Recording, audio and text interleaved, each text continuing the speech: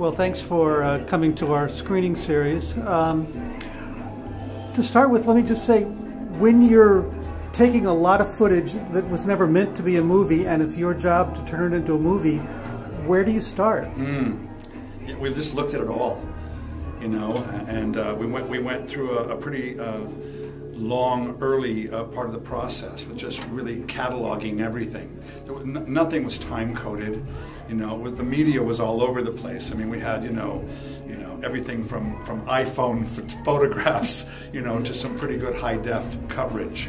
So it was just really cataloging it, and you know, from the very, very start, from the first moments that I started to engage with the footage, I knew what film we wanted to make, what story we wanted to tell, and it was just, you know, then about finding all the pieces. So did you know right away, yes, there is a movie in this? Yeah, I wasn't certain if all the puzzle parts would be there. You know, it was. You know, there were days where, you know, where it was like having, you know, all the parts of a giant jigsaw puzzle thrown across the floor, and, you know, it was maddening trying to find that one piece that was going to complete a part of the puzzle. I took a lot of walks, you know, but somehow it just all magically came together.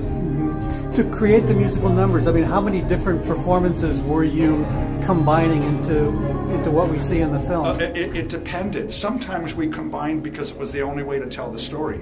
Michael wasn't always photographed doing an entire piece. Sometimes we videotaped over the video.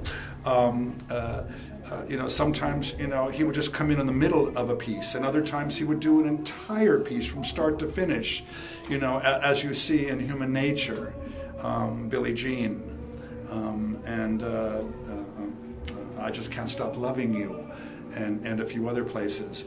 And then sometimes we just felt that it was exciting, you know, rather than trying to make a choice and to say, let's use this rehearsal rather than this one. We thought, you know, they're all special, and let's just find a way of combining them all. So how do you feel now that there's all this Oscar talk around this movie? Oh, it's as surreal as the whole rest of the experience, you know. I'm happy for Michael. I'm happy for his legacy. I'm happy for his kids. Happy for the fans to see that the story can have a positive, you know, ending. Okay. Well, thanks.